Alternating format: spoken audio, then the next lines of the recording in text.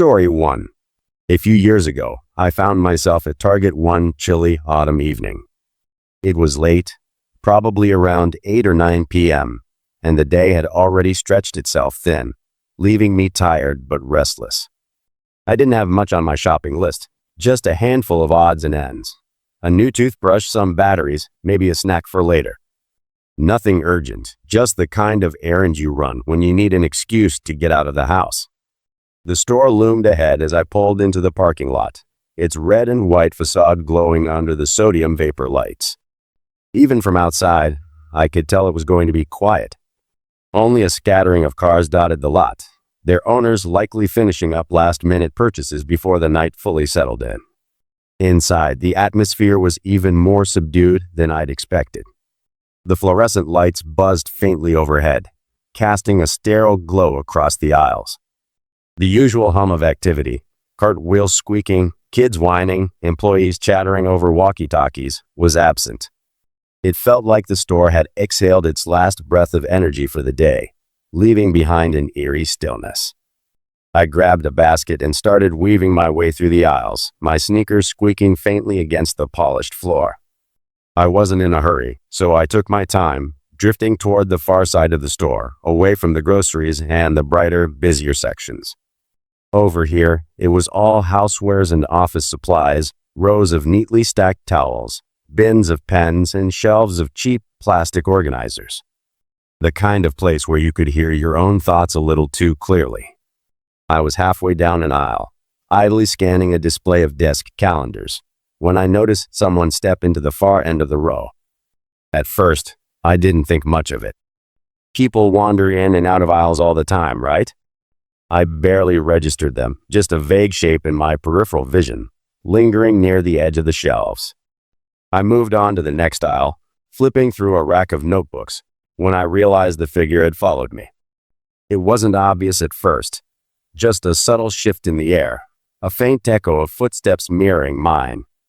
Curiosity tugged at me, and I glanced over my shoulder. It was a man, probably in his 30s, though it was hard to tell under the dim lighting and the shadow of his baseball cap. He wore a plain gray t-shirt, faded jeans, and scuffed sneakers. Nothing remarkable, nothing that screamed trouble. Yet something about him prickled at the back of my neck. Maybe it was the way he stood, hands shoved deep in his pockets, shoulders slightly hunched, like he was trying not to take up too much space. Or maybe it was the way his eyes flicked toward me, quick and sharp, before darting away again. I turned back to the notebooks, pretending I hadn't noticed, but my pulse had picked up just a little. He didn't stay at the end of the aisle this time. I heard the soft shuffle of his steps as he started walking toward me, slow but deliberate. I kept my focus on the shelf, debating whether to move on or wait it out, when his voice cut through the silence. "Hey, excuse me. Do you know where the desk lamps are?" His tone was casual, almost friendly, but there was an edge to it, something strained, like he was forcing the words out. I looked up at him fully now. Up close, he was taller than I'd thought, with a lean build and a faint stubble shadowing his jaw. His cap was pulled low, obscuring his eyes, but I could feel them on me, waiting for an answer. "No, sorry," I said, keeping my voice neutral. "I don't work here. You might want to ask an employee." He nodded, shifting his weight from one foot to the other. "Yeah, I tried that. Haven't seen anyone around, though. I'm kinda in a rush." That much I could believe. I hadn't spotted a single red-vested employee since I'd walked in. No one stocking shelves. No one at the registers except for a lone cashier up front. The store felt abandoned, like we were the only two souls left wandering its endless aisles. Still, there was something off about him, something I couldn't pin down. It wasn't just his words or his fidgety demeanor. It was a gut feeling, sharp and insistent, whispering that I should keep my distance. I hesitated, then decided to be helpful anyway. I think the lamps might be over by the furniture stuff," I said, stepping out of the aisle and gesturing vaguely toward the middle of the store. "Maybe a few rows that way?" He nodded again, more eagerly this time. "Thanks, I'll check it out." Then he turned and started walking in the direction I'd pointed, his steps quickening as he disappeared around the corner. I let out a breath I hadn't realized I'd been holding and went back to my shopping. For a few minutes, I wandered through the aisles, picking up the things I needed, a pack of batteries, a bag of chips, trying to shake off the unease that had settled over me. The store's quiet felt heavier now, the emptiness pressing in from all sides. I was just reaching for a tube of toothpaste when I heard footsteps again, familiar and purposeful. I turned, and there he was, back in my aisle, holding a small desk lamp in his hands. "Found one," he said, lifting it slightly like it was proof of something. His voice was lighter now, almost triumphant, but that uneasy feeling in my gut didn't budge. "Oh, great," I replied, forcing a small smile. "Glad you got what you needed." I figured that would be the end of it. He'd head to the checkout, I'd finish up, and we'd both go our separate ways. But he didn't move. He just stood there, the lamp dangling from one hand, watching me. Then, out of nowhere, he said it. "Could you give me a ride?" The question hit me like a slap, so random and abrupt that for a second, I wasn't sure I'd heard him right. My mind scrambled to process it. A ride. To where? Why me? I stared at him, searching his face for some hint of a joke or an explanation. But all I got was that same unreadable look, his eyes half hidden under the brim of his cap. "No," I said, the word coming out sharper than I'd intended. "Sorry, I can't." He didn't argue. Didn't push. He just gave a quick nod, muttered something like, "Okay, thanks anyway," and walked off, the lamp still swinging in his grip. I watched him go, my heart thudding against my ribs, until he vanished around the corner again. I stood there for a moment, rattled, trying to make sense of what had just happened. The store felt colder now, the silence thicker. I grabbed the last item on my list and headed toward the front, my pace quicker than before. As I approached the checkouts, I scanned the area, and there he was again. Not at the registers, not in line, but standing over by the clothing section, near a rack of clearance sweaters. The lamp was gone. His hands were empty, shoved back in his pockets, and he wasn't browsing. He was just standing there facing the checkouts, his head tilted slightly like he was waiting for something or someone. My stomach twisted. I ducked behind a display of seasonal candy, pretending to examine a bag of chocolate while keeping him in the corner of my eye. He didn't move, didn't seem to notice me, but I couldn't shake the feeling that he was watching the registers, tracking who came and went. I paid for my stuff as fast as I could, avoiding eye contact with the cashier, who barely looked up from her phone anyway. My bags crinkled in my hands as I made a beeline for the exit, the automatic doors whooshing open to let me out into the night. The parking lot was darker than I remembered, the air sharp with a bite of late fall. I'd parked close to the entrance, thankfully, just a dozen or so steps from the doors. I walked fast, my keys already out, my thumb hovering over the unlock button. That bad feeling clung to me like damp clothes, urging me to get in the car and go. I slid into the driver's seat, locked the doors, and tossed my bags onto the passenger side. For a moment, I just sat there, catching my breath, telling myself I was overreacting. Then I saw him. 15 seconds after I'd gotten in, he stepped out of the store. Empty-handed, no lamp, no bags, nothing. He paused under the awning, the harsh light carving shadows across his face, then started walking into the parking lot. I froze, my hands tightening on the steering wheel. I could have driven off right then, should have, but something held me there, some mix of fear and morbid curiosity. I watched as he moved down the first row of cars, his head turning side to side, peering at each vehicle. He reached the end, doubled back, and started down the next row, his pace slow and methodical. It didn't look random. It looked like he was searching. The lot was nearly deserted by now, just a handful of cars scattered across the asphalt, their owners long gone. My car was one of the few left, sitting there like a beacon under the flickering lights. I fumbled with the key, jamming it into the ignition. The engine sputtered to life, and my headlights snapped on, cutting through the darkness. 50 yards away, his head jerked up. He saw me. For a split second, our eyes locked, or at least, I think they did, through the glare in the distance. Then he turned and bolted. Not toward me, thank God, but in the opposite direction, jogging across the lot with a lanky, uneven gait. I tracked him as he ran toward the far corner, where a beat-up old pickup truck sat alone, its paint chipped and its tailgate sagging. He yanked the driver's door open, climbed in, and slammed it shut. The truck's headlights flared to life, twin beams stabbing into the night. That was my cue. I threw the car into gear, peeled out of my spot, and took the first turn I could, tires squealing faintly against the pavement. I didn't look back, didn't wait to see if he followed. I just drove, the target shrinking in my rearview mirror until it was nothing but a red speck against the black. My heart didn't stop racing until I was halfway home, the familiar streets of my neighborhood wrapping around me like a safety net. I never saw him again. Never went back to that target so late either. But every now and then, I think about that night, the quiet store, the man with the lamp, the way he'd watched me. I wonder who he was, what he wanted, why he'd asked for a ride. Maybe he was just a guy down on his luck, desperate for help. Or maybe it was something darker, something I'd narrowly escaped.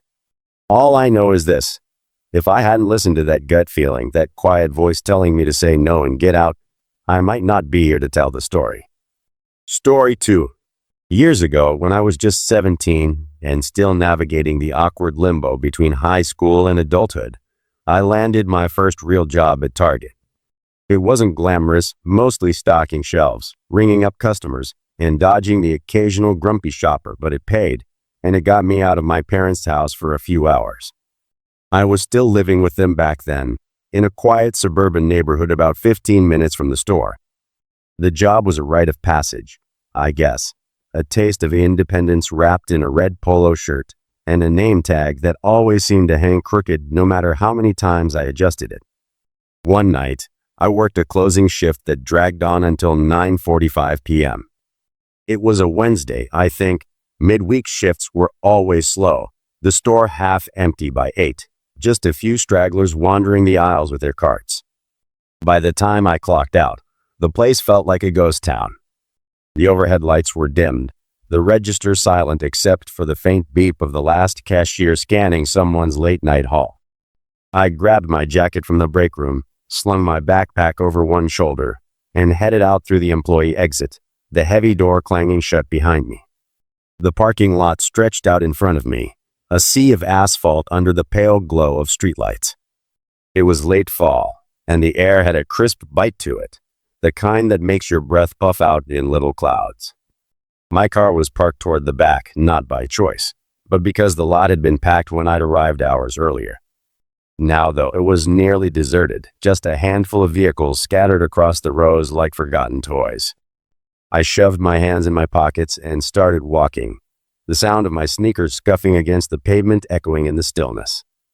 That's when I saw him. A guy stepped out from the shadows near the store's entrance, heading in my direction. He was wearing a red shirt and khakis, the standard Target uniform, and at first glance, I assumed he was just another coworker clocking out late. He looked a little older than me, maybe in his early 20s, with short, dark hair and a lanky frame. I didn't recognize him, but that wasn't unusual. Target was always hiring new people, seasonal workers, part-timers who'd last a week before quitting. I figured he was one of those. "Hey," he called out as he got closer, his voice cutting through the quiet. "You just get off?" I nodded, slowing my pace a little. "Yeah, long shift." "You?" "Same," he said, flashing a quick grin.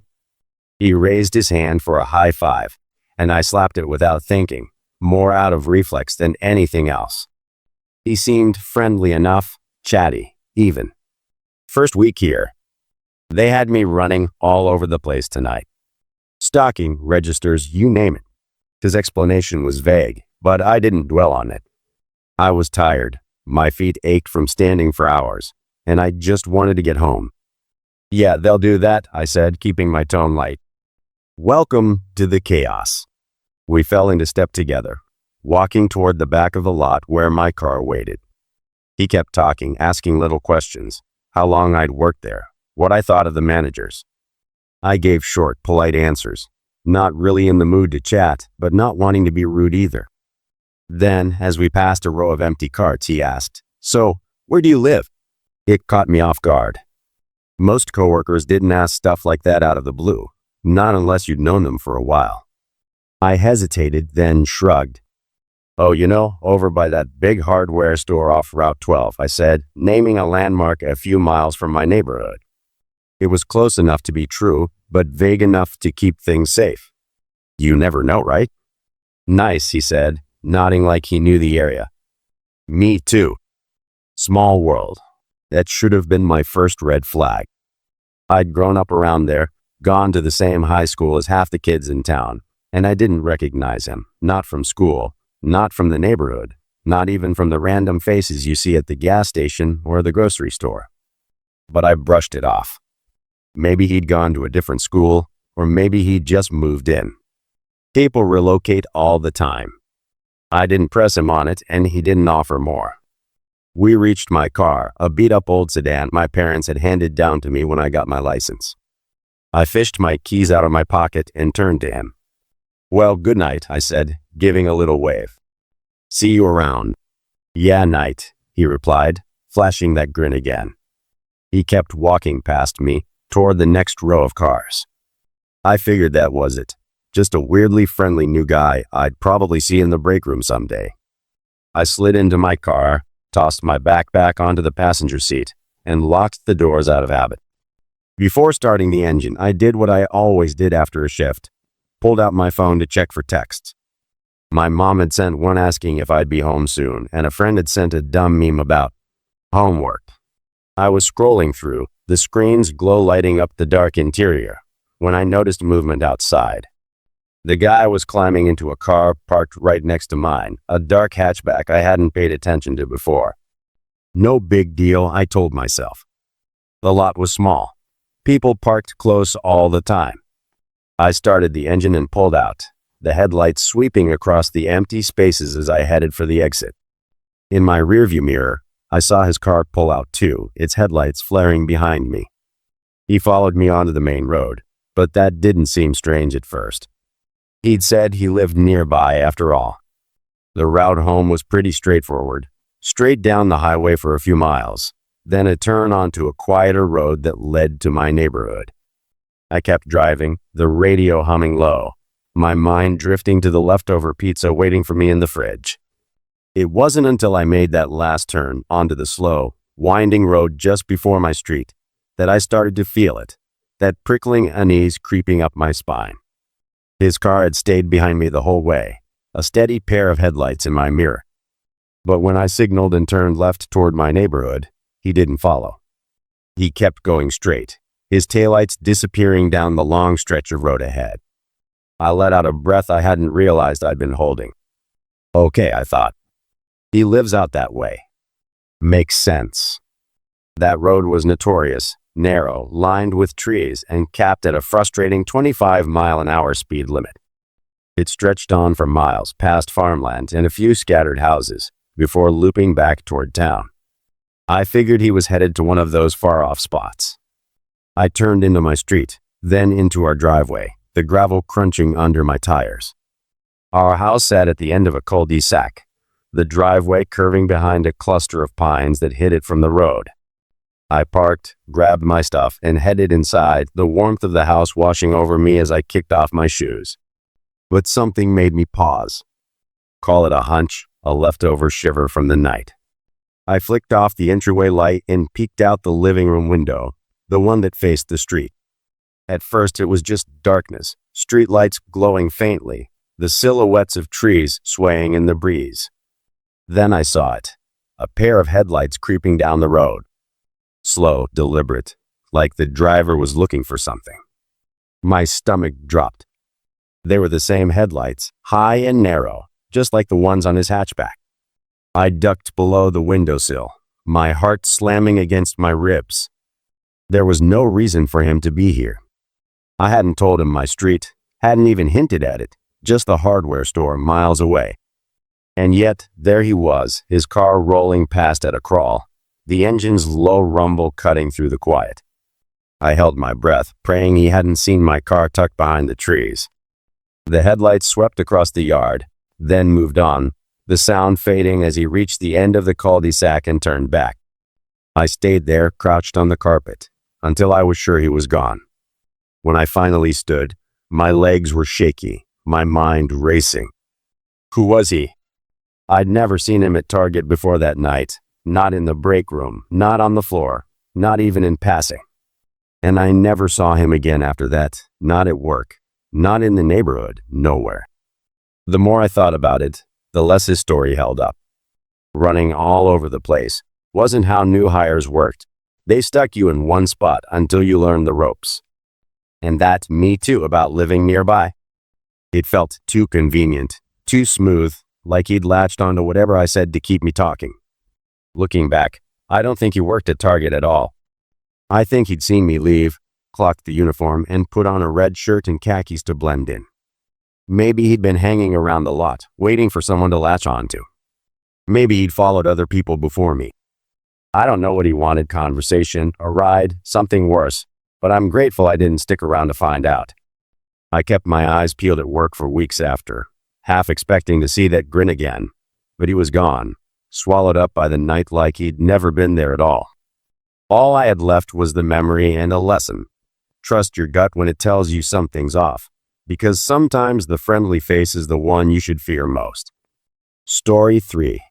A few months ago, my girlfriend's car decided to give up on her. It was some issue with the alternator, nothing catastrophic, but enough to land it in the shop for a couple of days. She worked at Target, pulling evening shifts to cover rent while she figured out her next move after college. That night, she was scheduled to close, which meant she'd be done at 10 p.m. sharp. I offered to pick her up since the buses stopped running early, and the idea of her walking home in the dark didn't sit right with me.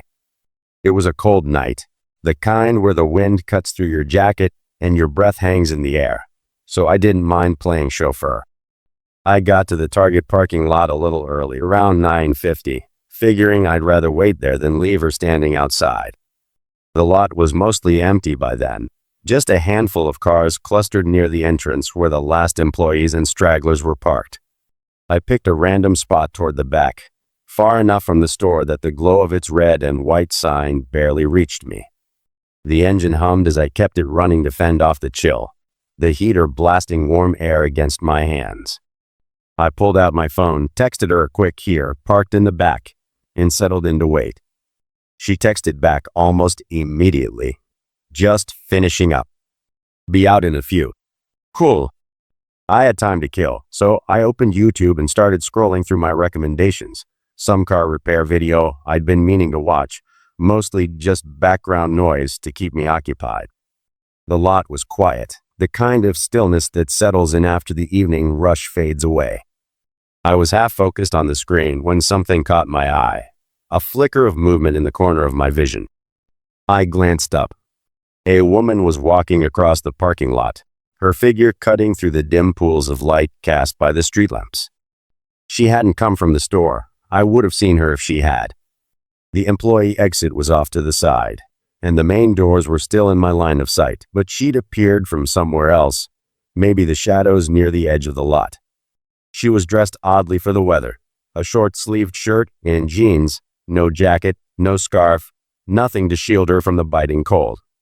Her pace was slow, almost aimless, like she was wandering with no real destination in mind.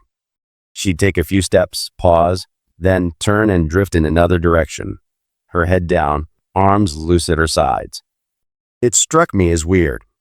Not just the clothes, though that was part of it, but the way she moved, like she didn't belong there. I watched her for a moment, curiosity tugging at me, then shrugged it off and went back to my video. People do strange things sometimes. Maybe she was waiting for someone too, or maybe she just had a rough night. I wasn't about to play detective over it. Time ticked by. I checked the clock on my dashboard, 9:58. My girlfriend should have been out by now. I looked toward the store, scanning the entrance for her familiar silhouette, but the doors stayed still, the lot empty except for the faint hum of my engine. I shifted in my seat, glancing around again, and that's when I saw her, the woman. She was closer now, much closer, standing just behind my car. And she wasn't wandering anymore. She was walking straight toward me. My stomach twisted, a cold jolt of unease shooting through me. I hadn't heard her approach, hadn't seen her cross the distance, but there she was, her figure looming in the rearview mirror. I fumbled with my phone, pausing the video mid-sentence, my eyes locked on her as she closed in. She reached the passenger side, her shadow falling across the window, and then she stopped. She bent down slightly, peering in at me, her face pale and sharp under the streetlight's glow. I couldn't make out her expression. Her hair hung in loose strands, half obscuring her eyes, but I could feel her staring. Before I could react, she knocked on the glass. A light tap at first, tentative, like she was testing something. I hesitated, my hand hovering over the window controls. Maybe she needed help, directions, a phone, something simple. I was about to roll it down just a crack enough to hear her out, when the knocks turned into bangs. Hard, frantic pounds, her fist slamming against the window over, the sound sharp and jarring in the quiet night.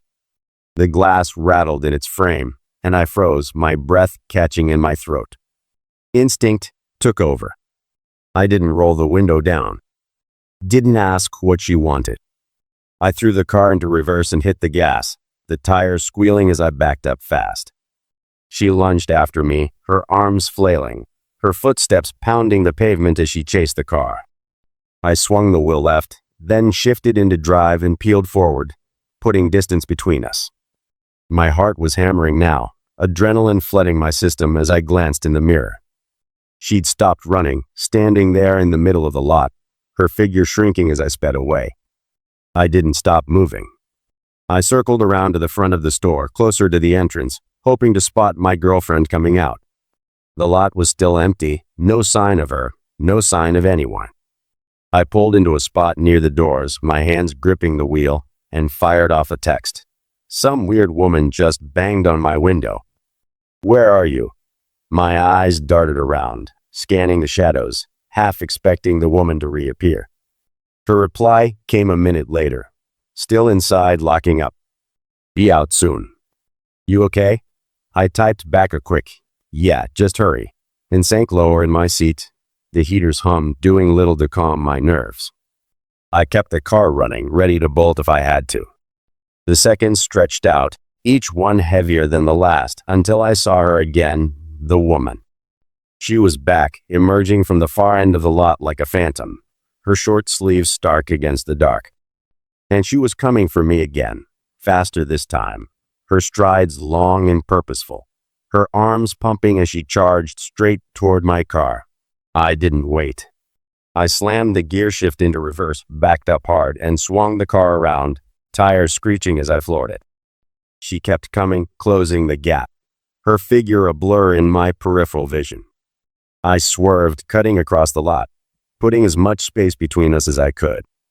My pulse was a drumbeat in my ears, my hands slick on the wheel. I looped back toward the entrance, praying my girlfriend would be there this time. And she was. I saw her step out just as I rounded the corner, red Target vest, backpack slung over one shoulder, her ponytail swinging as she scanned the lot for me. I didn't slow down until I was right in front of her, the brakes jerking the car to a stop. She yanked the passenger door open and slid in, barely glancing at me as she tossed her bag in the back. "Go," I said, my voice tight. She buckled up as I hit the gas, the store shrinking in the rearview as we peeled out onto the main road.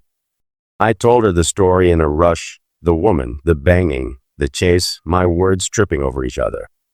She listened, her eyebrows climbing higher with every sentence, and then she laughed.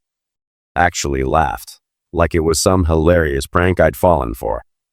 "That's wild," she said, grinning. "Probably just some tweaker looking for cash." "You're fine now." I didn't laugh. Didn't even crack a smile. My hand stayed clenched on the wheel, my eyes flicking to the mirrors every few seconds, half expecting those headlights to appear behind us. Maybe she was right. Maybe the woman was on something, desperate for a fix, and I'd just been in the wrong place at the wrong time. But that didn't explain the way she'd zeroed in on me, the way she'd come back relentless and focused. Drugs or not, there was something off about her. Something that left a cold knot in my gut even after we were miles away. I still don't know what she wanted. Money? A ride? Something worse? All I know is she didn't give up easy, and that's what sticks with me. The image of her running at my car, her fist pounding the glass, her shape fading into the dark. My girlfriend teases me about it sometimes, calls me her brave hero with a smirk. But I don't find it funny. Never will. Story 4. It was a Saturday morning, crisp and bright. The kind where the air still carries a hint of dew and the world feels half asleep. I'd fallen into a comfortable routine by then, rolling out of bed, throwing on a hoodie and jeans, and heading to Target around 8 or 9 a.m. to stock up for the week. Groceries, toiletries, maybe a cheap candle or two if I felt like treating myself. It was my quiet time, a little pocket of calm before the weekend picked up speed. The store was always subdued at that hour. Just a handful of early risers drifting through the aisles, retirees with their reusable bags, parents with sleepy toddlers in carts, the occasional jogger still in leggings, and a windbreaker. I liked it that way. No crowds, no chaos, just me and my list. That morning was no different. I parked near the back of the lot, grabbed a cart, and breezed through the store in about 20 minutes. Bread, milk, a box of cereal, some shampoo, nothing exciting, nothing out of the ordinary. The fluorescent lights buzzed overhead, the linoleum floors gleamed under my sneakers, and the cashier gave me a tired nod as she scanned my stuff. I paid, hauled my bags to the car, and drove home without a second thought. It was so routine, so unremarkable, that by the time I got back to my apartment and unpacked, the trip had already faded into the background of my day. I made coffee, flipped on the TV, and settled in for a lazy morning. Then, hours later, my phone buzzed. A notification from Instagram popped up on the screen. Someone had tagged me in a post. I didn't think much of it at first. Maybe a friend had snapped a goofy picture from last weekend's hangout or tagged me in a meme. I tapped the alert, expecting a laugh. Instead, my stomach lurched. The username was a mess of random letters and numbers, X7K9P2M or something like that. The kind of gibberish that looks like a bot account or a throwaway. I clicked through, and the post loaded. A grid of photos, all of me. From that morning. My breath caught in my throat as I scrolled, a cold shiver creeping up my spine. The first image was blurry, taken from a distance inside the store. I was standing in the cereal aisle, my back to the camera, reaching for a box on the shelf. The angle was off, half blocked by a display of granola bars, like whoever took it was peeking around a corner. The next one was clearer, me pushing my cart near the shampoo section, my face in profile, oblivious to the lens. Then came the parking lot shots. One of me loading bags into my trunk, another of me walking toward the driver's side, my keys dangling in my hand. The last piece was a video. I tapped play, and my own image moved across the screen, me striding across the asphalt, the camera zooming in slightly as I unlocked my car and climbed in. The footage was shaky, the audio just a faint hum of wind and distant traffic, but it was unmistakable. It had been filmed from inside another vehicle, the edge of a windshield visible in the frame. I sat there frozen, my coffee going cold on the table. My skin prickled with a mix of nausea and disbelief. Someone had been watching me, following me, through the store and out to my car, close enough to snap pictures, close enough to record me, and I hadn't noticed a thing. I racked my brain, trying to pull up some memory of the morning, a face in the crowd, a figure lingering too long, anything, but it was a blank. The store had been quiet, sure, but not empty. Had they been there the whole time, blending in with the other shoppers, their phone hidden in a pocket or a bag? I checked the account. No profile picture, no bio, no followers, no posts except this one. It was a ghost, created just for this, just for me. I reported it immediately, my fingers trembling as I tapped through the options: harassment, privacy violation, whatever fit. Then I sat back, staring at my phone, waiting for something to happen, though I didn't know what. A message. Another post. My mind spun with questions. Who was this? Why me? How did they even know my Instagram handle? It wasn't like my username screamed my real identity. It was a random mix of my initials and an old nickname, nothing tied to my full name or address. Had they seen me before, figured it out somehow? Hours passed, each one heavier than the last. I kept refreshing the app, half dreading what I might find. Then, sometime that evening, I checked again, and the account was gone. Deleted. The post, the photos, the video, all of it, vanished like it had never existed. I should have felt relieved, but I didn't. If anything, it made it worse. Whoever they were, they'd covered their tracks, slipped back into the shadows, leaving me with nothing but the memory of those images and a gnawing sense of violation. I never found out who it was. Could have been a stranger with a sick sense of fun, someone I'd crossed paths with before, maybe even someone I knew playing a twisted prank. But the more I thought about it, the more I realized it wasn't a one-off. They'd known where I'd be that morning, Target, early like clockwork. That meant they'd been watching me for weeks, maybe longer, mapping out my habits, waiting for the right moment. And I'd been clueless, strolling through my routine like nothing could touch me. After that, I changed everything. No more Saturday morning Target runs. I started going midweek, at random times, switching up stores when I could. I locked down my Instagram, made it private, scrubbed anything that might hint at where I lived or worked. I started parking closer to entrances, scanning lots before I got out of my car, looking over my shoulder more than I ever had before. Maybe it was overkill. Maybe they were long gone, but I couldn't shake the feeling that they were still out there, waiting to pop up again. That morning had been so normal, so forgettable, until it wasn't. Now, every time I step into a store or hear my phone buzz, a tiny part of me wonders if they're back, watching from the edges, their lens trained on me while I fumble through my day, blind to the eyes in the shadows. Story 5. Years ago, I worked at Target, one of those sprawling big box stores where the aisles stretch on forever and the fluorescent lights hum like a distant swarm of bees. I started in the grocery section, a chaotic whirl of spilled milk, bruised apples, and customers who'd argue over a 50-cent coupon like it was their last dime. After a few months, I managed to transfer to the clothing department, a quieter corner of the store, where the racks of jeans and clearance sweaters muffled the noise and the pace slowed to a crawl. I liked it there, especially during closing shifts. The store shut its doors at 10 p.m., and I'd usually stick around until 10:15 or so, folding stray shirts, straightening hangers, letting the stillness settle in as the last customers trickled out. That night was no different, at least, not at first. It was a weekday late fall, the air outside sharp with the promise of frost. The store had emptied out fast after closing, leaving just a skeleton crew of us to wrap things up. I'd finished tidying my section and was cutting through the main floor, heading toward the back to clock out, when something odd caught my eye. Near one of the display walls, those tall, curved panels covered in hanging pegs for hats and scarves, I saw a shape on the ground. It was low, partially tucked behind the wall, almost like a pile of dropped clothes. But then it shifted, just slightly, and I realized it wasn't clothes at all. It was a person. I slowed my steps, squinting in the dim light. The overheads were still on, but the shadows stretched long and deep in that corner. "Hey," I called out, my voice sounding louder than I'd meant it to in the quiet. "You okay down there?" "What are you doing?" For a few seconds, nothing happened.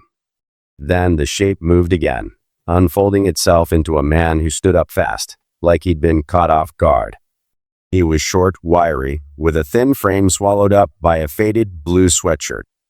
His hair was dark and messy, his face pale under the harsh lighting, but he didn't look at me, not directly. Without a word, he turned and darted behind the display wall, his sneakers squeaking faintly against the floor as he disappeared. I stood there, blinking, my pulse ticking up a notch. The store was closed, had been for at least 10 minutes.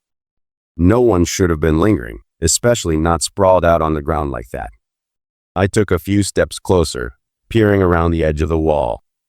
"Hey," I said again, louder this time. "Store's closed. You need to head out." No answer. Just the faint echo of my own voice bouncing off the racks. I hesitated, then followed, rounding the corner into the next aisle. It was empty, no sign of him, no sound of footsteps. I figured maybe he'd bolted for the exit, some weird straggler who ducked the closing announcement. But something about it felt off, like the air had thickened with a quiet I couldn't trust. I grabbed my radio from my belt, thumbing the button. "Hey, it's me," I said, keeping my voice low. "Just saw some guy lying on the floor near the clothing wall. Short, thin, blue sweatshirt. He took off when I called him out. Can you guys keep an eye out?" Monique's voice crackled back first, sharp and no nonsense. "On it." "Where you at now?" I told her, then clipped the radio back and kept moving, my eyes scanning the aisles as I went. That's when I saw him again. He was standing in the middle of a wide aisle, the main walkway that cut through the store, lined with seasonal displays and end caps. He wasn't moving, wasn't browsing, just standing there, facing me. His hands hung loose at his sides, his head tilted slightly, and even from a distance, I could feel his eyes locked on me. The store's silence pressed in, heavy and unnerving, broken only by the faint hum of the lights. I took a slow step toward him, my sneakers deliberate on the tile. "Look, man," I said, raising a hand like I was trying to calm a stray dog. "We're closed. You gotta go." He didn't respond, not a word, not a twitch. Then he started walking toward me, his pace matching mine, slow and steady, his gaze never wavering. No expression, no sound, just that eerie, deliberate stride. My stomach flipped. I stopped, then backed up, my instincts screaming louder than my curiosity. I turned and hustled toward the employee area, radioing again as I went. "He's still here," I said, my voice tighter now. "Middle of the main aisle, just staring." I'm grabbing Monique and Dan. I found them near the break room, Monique, tall and unflappable, and Dan, a lanky guy who'd been there longer than any of us. I filled them in quick, the words tumbling out as we headed back together, a makeshift posse armed with nothing but walkie-talkies and a vague sense of duty. When we got to the aisle, he was gone. The space was empty, the racks undisturbed, like he'd melted into the shadows. We split up, fanning out to check the nearby sections, housewares, electronics, the fitting rooms. Nothing. I was starting to think he'd slipped out, maybe through a side exit, when Monique's voice hissed over the radio. "He's by sporting goods. Get over here." We converged fast, rounding the corner into the sporting goods aisle, and there he was. He stood near a rack of baseball gear, his back to us at first. Then he turned, and my breath caught. In his hands was a t-ball bat, short, lightweight, but still a weapon in the wrong grip. He held it casually, like it was nothing, the blue sweatshirt sleeves pushed up to his elbows. His face was blank, his eyes fixed on us as he started walking forward again, that same slow, silent pace. "Back up," Dan muttered, his voice low but firm. We did, retreating as a unit, our steps quickening as the distance closed. He didn't swing the bat, didn't raise it, just kept coming, calm and relentless. My heart pounded against my ribs, a cold sweat prickling my neck. We didn't know what he wanted, money, a fight, something worse, but none of us were about to find out. We bolted for the employee area, a cramped warren of lockers and break tables near the back of the store. Monique slammed the door behind us and locked it, the click loud in the sudden quiet. Dan grabbed the phone on the wall and dialed 911, his voice steady as he rattled off the situation. Unknown male, still in the store, holding a bat, acting erratic. I leaned against the wall, catching my breath. The image of that blank stare burned into my mind. The police showed up fast. 2 cars, lights flashing silently in the lot. We watched from the security feed as they swept the store, their radios crackling through the empty aisles. They found him near the front, still clutching the bat, still silent. He didn't resist, didn't fight, just let them cuff him and lead him out. The whole thing was over in minutes, no drama, no chaos. He hadn't hurt anyone, hadn't broken anything. The cops said he didn't even have a record, just a guy who'd wandered in and stayed past closing for reasons he wouldn't explain. But that didn't make it less terrifying. The way he'd lain there, hidden, then stared at me like I wasn't even human. The way he'd picked up that bat and walked toward us, calm as a sleepwalker. I still don't know what he was planning. Maybe nothing. Maybe something awful. All I know is I double-checked the locks every night after that, and the clothing department never felt quite as calm again.